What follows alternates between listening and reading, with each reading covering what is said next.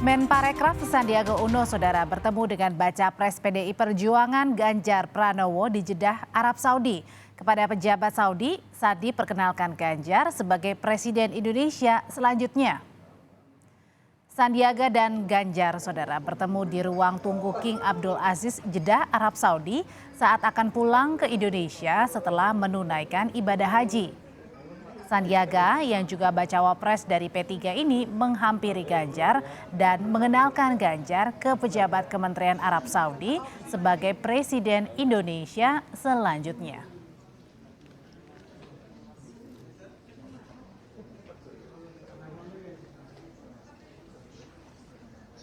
Mr. Osama, this is the one I mentioned to you. Inshallah, the next president.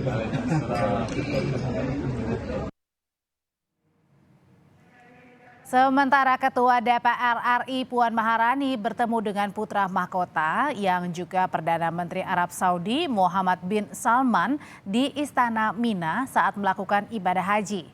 Puan Maharani menjadi salah satu tamu yang hadir dalam acara resepsi tahunan untuk tamu negara yang melaksanakan Haji 2023.